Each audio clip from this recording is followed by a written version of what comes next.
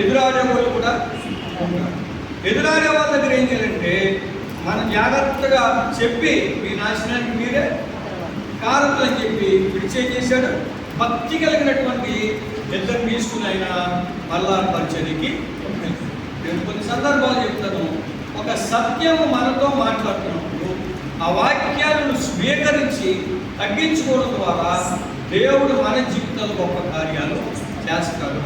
ఎదురాడడం ద్వారా మనకి ఏమి ఎండబ్రైన వాళ్ళు ఏం చేశారు? పౌరవులు దాకా వీరాములు ఏం చేశారు? ఎదురాడారు. కానీ వాళ్ళు ఉన్నారా అంటే పాతాళంలోకి సజీవంగా వెళ్ళిపోయారు.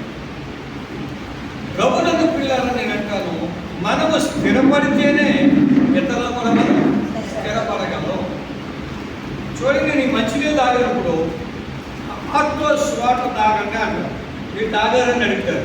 నేను తాగాలి అంటే మీరు తాగాలి. చెప్పండి, ఏం చేయాలి? నేను పదార్థం తినండి అన్నాను. మీరు తిన్నారంటే నేను తిన్నాను కాబట్టి చెప్తున్నాను.